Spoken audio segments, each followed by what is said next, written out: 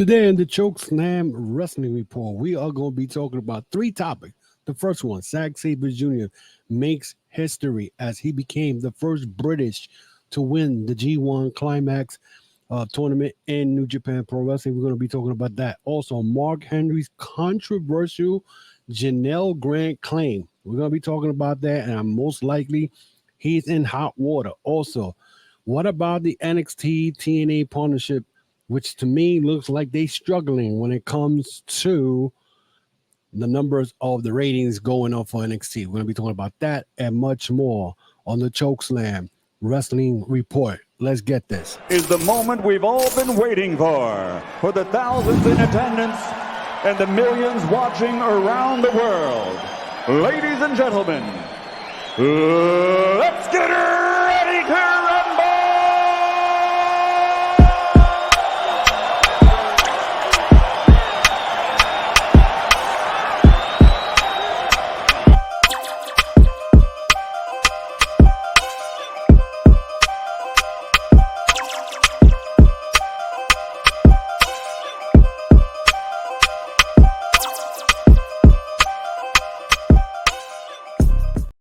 Welcome to another episode of the Chokeslam Wrestling Report. I am your host, the Ultimate One from the Boogie Down Bronx in New York City.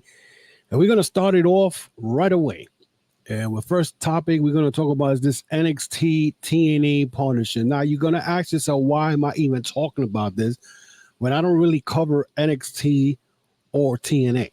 Now, the reason I will be talking about this is because all the hype that these fans, so-called fans, the TNA fans, are making, comments to me that makes no damn sense.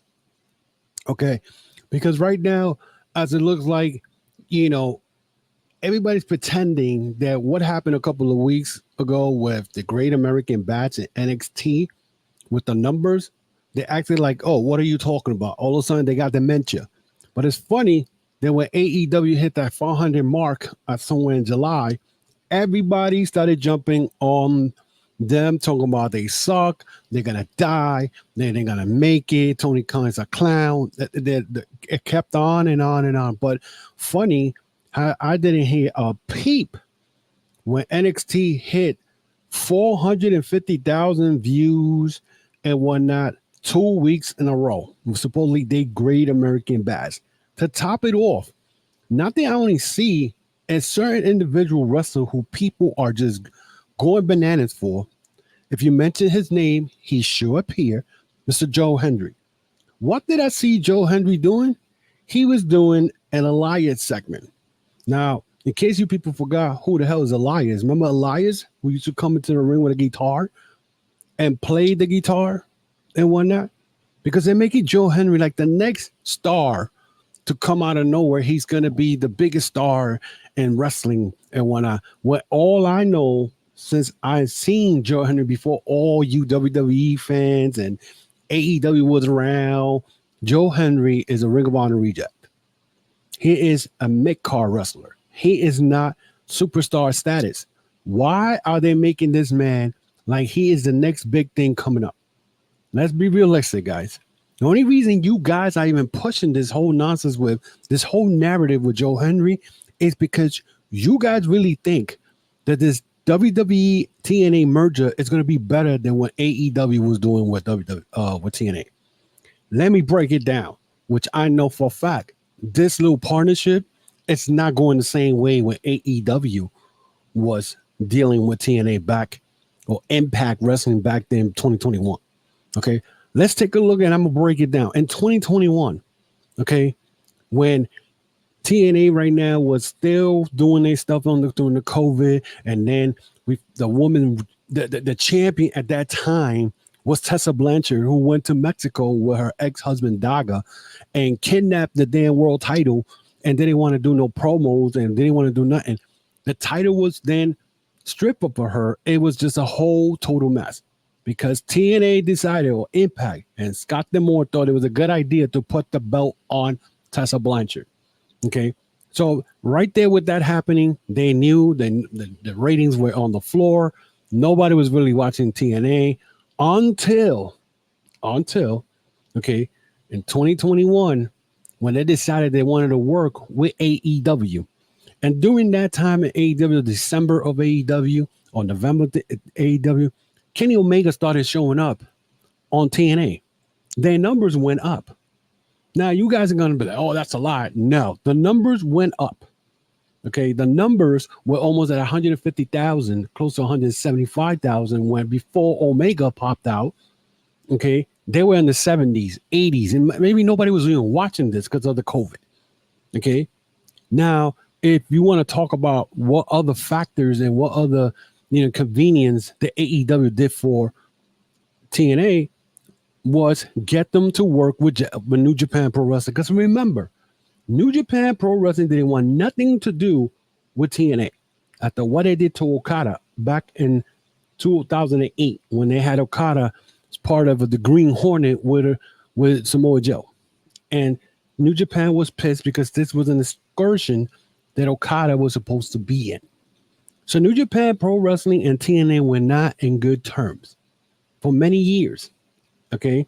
So here comes AEW, who now started working with New Japan Pro Wrestling, get TNA through the door for them to work with New Japan Pro Wrestling.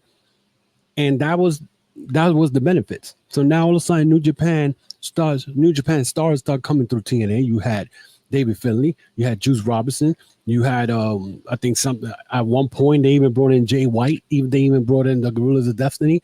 So they opened the doors for TNA, and then all of a sudden TNA decided, well, we got what we wanted. We got the working relationship with New Japan Pro Wrestling. We don't want to work with AEW anymore.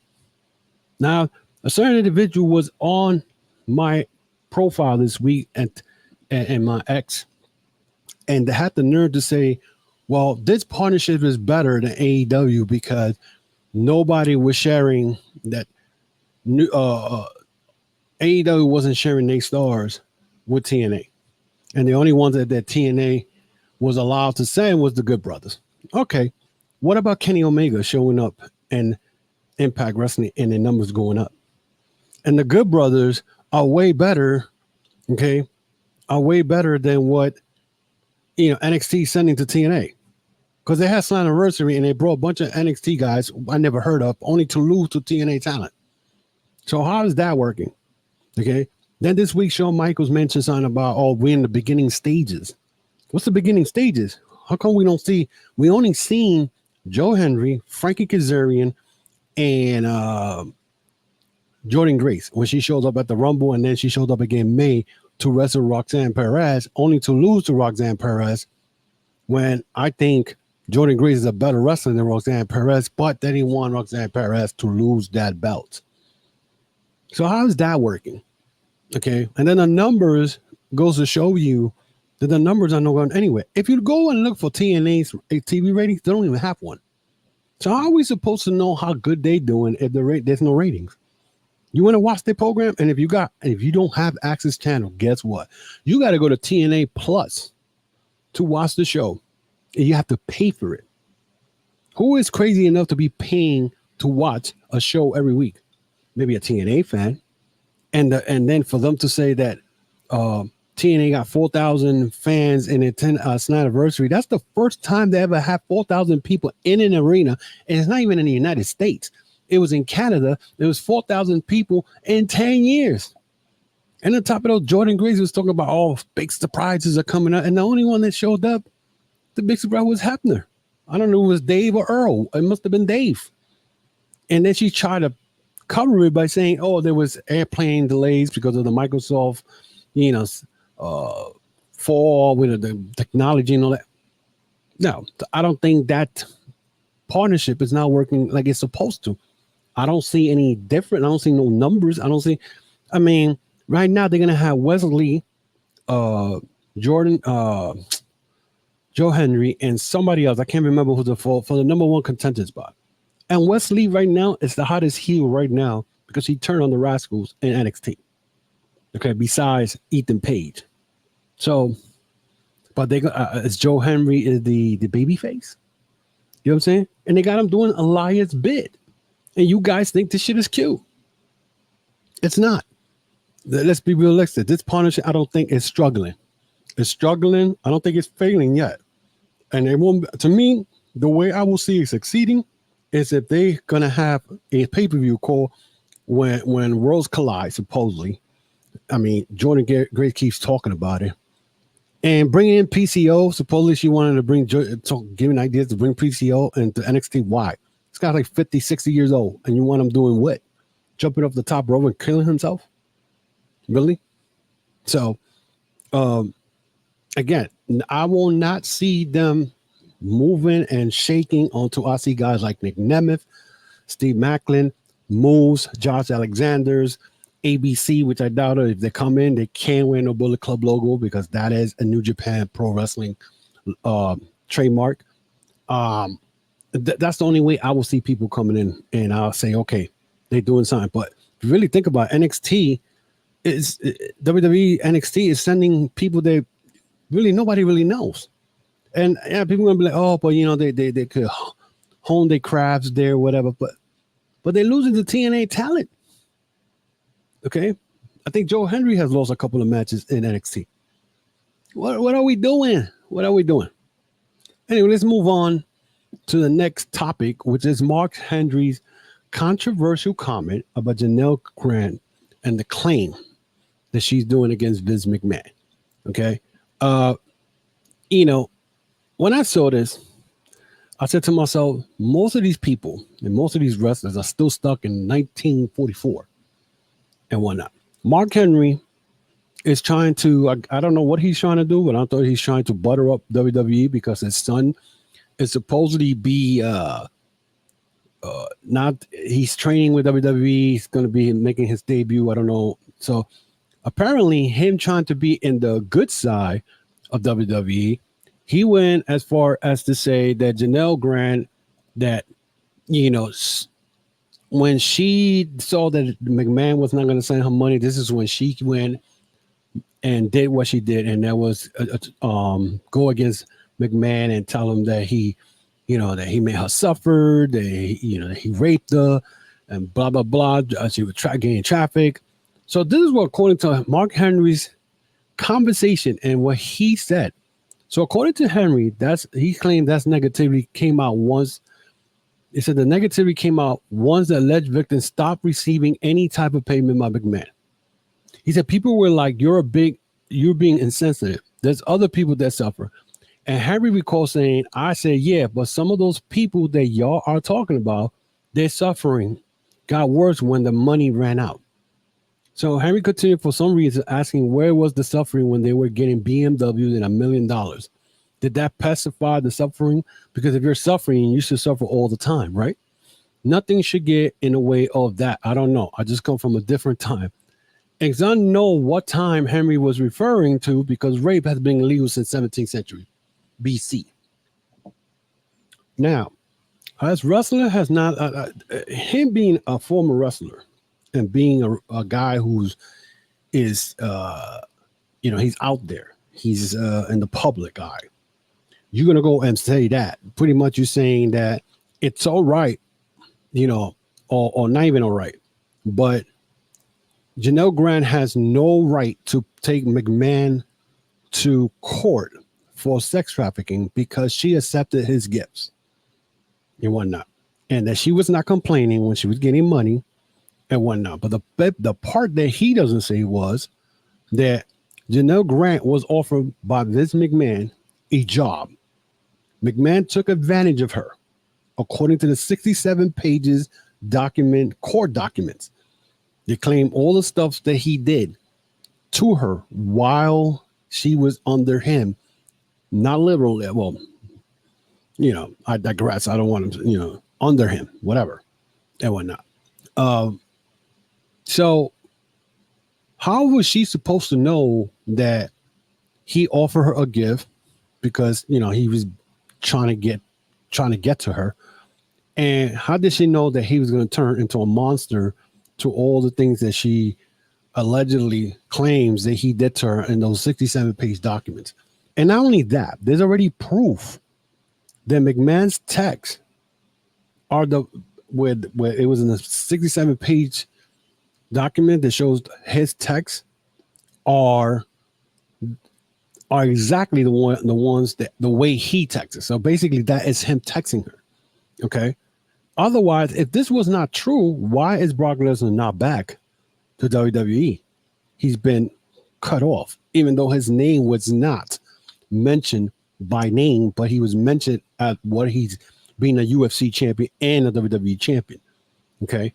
So for anybody to come out of nowhere to even claim that what she did is wrong and that she shouldn't get nothing, that McMahon's in the right, you are a clown, Mark Henry, because you're talking about you live in different time. What time do you live? A rape is a rape, regardless of what happens. Okay, so you brought up in different time. So this is what I say, and I'm gonna say this, and I won't be surprised in the next couple of weeks. There's gonna be a mass what's the word I want to say? People protesting to get rid of Mark Henry out of WWE and bust the open radio, because it can happen. You were talking about the way females are today. You say something bad about females, they all get together. The power of the woman is great. I mean, maybe many men don't want to hear it, but when it comes to females, okay, when it comes to a woman, you say something bad about a woman, you could best believe you're going to have dozens of organization, people protesting and making sure you get canceled. So Mark Henry, by what he said, he may get canceled for busting open radio, and WWE may have to let him go because of those comments he made. Okay, you think that, and this is all over the social media. Okay, so he's saying it's all right. It's all right for her to be suffering because she didn't get the money and whatnot, and she wasn't suffering when he was giving her millions of dollars, BMWs, all this and that and whatnot. What does he know? And this is what I said, that people are just sleeping, because think about it. The trial is on hold because the feds are investigating Vince McMahon. Linda McMahon just made a report, I think it was this week, where she claimed that Vince McMahon's health is deteriorating, which means he's getting sick and sick, but he's stressed the fuck out because he knows they're coming after him. Now, we don't know if that's true. She could just be saying that so people could feel sorry for him, whatever. I don't feel sorry for him at all because, again, people may call me an asshole, whatever, but think about it. A lot of his programming, especially with the stuff with the woman that he used to do, where I forgot the women's champion back in the day. You know, and the stuff that he used to make women do, kissing, all that stuff. This is stuff that came from off his head. It wasn't something that he like, oh, this is going to be a storyline. This is from his sick head. Okay, so it's just it's crazy. But Mark Henry making those controversial comments, it may cost him his job. So let's move on to the main event, and it is Zack Sabre Jr. Yes, Mr. Zack Sabre Jr. became probably the first, and I'm going to say the first, British G1 Climax champion and whatnot. Because I know of, you know, it's crazy. The world reacts to Zack Sabre Jr. winning the New Japan G1 Climax 34. Zack Sabre Jr. is the latest winner at the G1 Climax tournament on August 18, which it was today. New Japan Pro Wrestling held their final event of the G1 Climax 34 tournament with Zack Sabre Jr. and Yota Tsuji facing off in the finals. The match will be back and forth affair, with both men having their strong and weak points in the bout. In the end, Sabre Jr. will force Yota to submit in order to win the tournament. Since the victory in the early hours of the morning for U.S. fan, reactions have come in from around the wrestling world for the second Gaijin to win the tournament. So, you know, it's crazy. I mean, he's getting Mina Shirakawa said congratulations. He had Revolution Pro congratulating him, Nic Nemeth and whatnot, Walker Stewart, you know.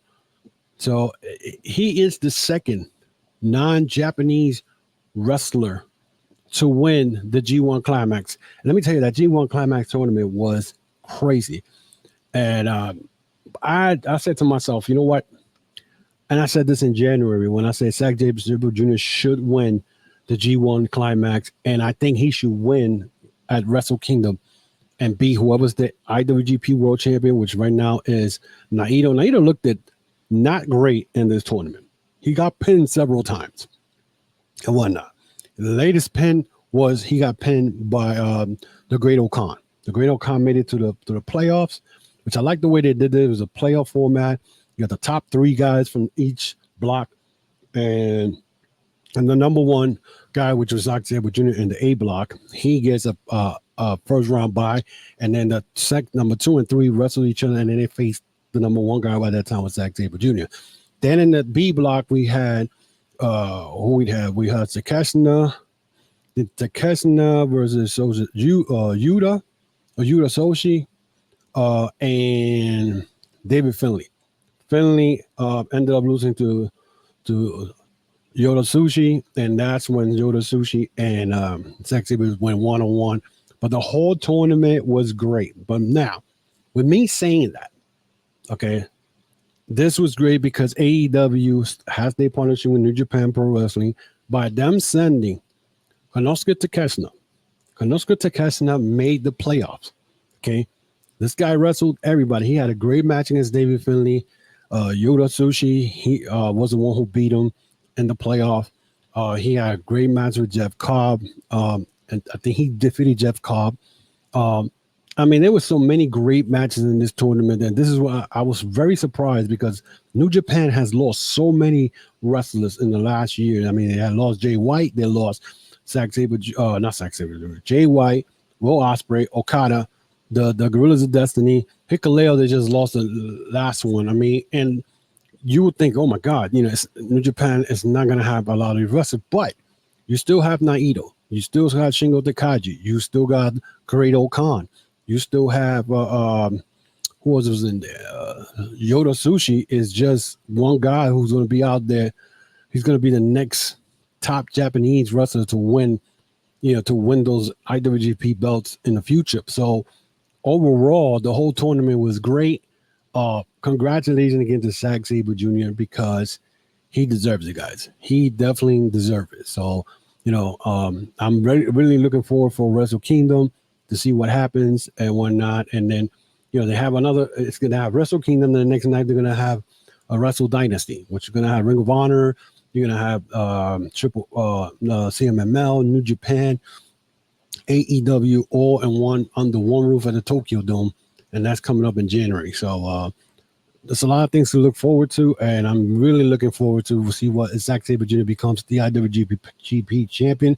Because this guy has won probably almost all the belts in New Japan and whatnot. And the only thing that he has avoided him is the IWGP belt, the world title. You know what I'm saying? He won the New Japan Cup years ago, 2016, I think, or 2017. And when I first saw him, I was like, this guy's dangerous. And I love how he wrestles because he'll grab you and just like, I remember one night at 2019 at the G1 Supercard where New Japan and Ring of Honor, where he took Hiroshi Takahashi and just twist him like a pretzel. And I think Takahashi was out for months when he broke his leg. So this guy's dangerous, and he puts you in submission holds. Every 6 seconds is different hold on you, and he's dangerous. He wins the IWGP champion. It's going to be hard to beat him for that belt. So that is it for me this week, guys. But let me know what you think about this NXT TNA partnership and the struggle. Do you think they're struggling to bring in more fans, more people to look at this?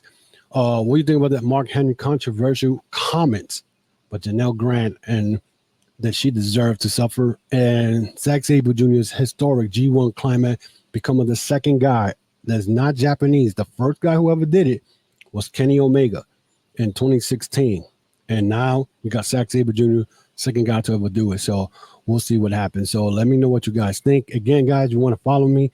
As you see, I'm part of the Jonas Podcasting Network. Also, if you guys want to follow me on Facebook, Instagram, the X, formerly known as Twitter, and of course, follow me on my YouTube channel. Check out all the contents in case you have missed it. Check out all the contents in there. I got tons of contents in there. And whatnot. Subscribe to the channel, hit that notification bell and whatnot. And check out our stuff in there and let us know what you think. Also, I have a podcast store. It's t-shirts, hats, and hoodies. Go to tcwr.veryinkpressive.com. Again, that's tcwr.veryinkpressive.com and get your hats, shirts, and hoodie. Also, guys, I'm also available on TikTok. You can see the little clips that I have there and whatnot. So follow us, subscribe to the YouTube channel, and let us know what you think. So until then, guys, I will see you guys next week. And before I leave, again, rest in peace to Alpha from the Wild Samoan. A couple of weeks ago, his brother passed away, Sika, and now both of the Wild Samoans are no longer with us. They're in heaven, wrestling tag teams up in heaven. Also, my condolences to the family of Kevin Sullivan, who passed away last Sunday.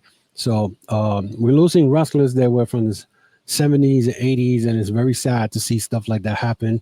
So we'll see. Again, my condolences to the family and rest in peace and whatnot. So I'll see you guys next week with more of the Chokeslam Wrestling Report.